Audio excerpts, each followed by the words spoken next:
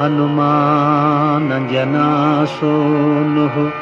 वायुपुत्रो महाबलः रामेष्टः फल्गुणसखः पिङ्गाक्षो अमितविक्रमः उदधिक्रमणश्चैव सीताशोकविनाशकः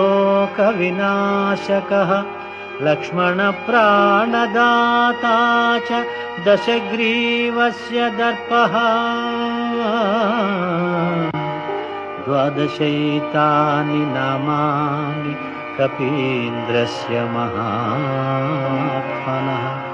स्वापकाले पठेन्नित्यं यात्राकाले विशेषतः तस्य मृत्युभयं नास्ति सर्वत्र विजयी भवेत्।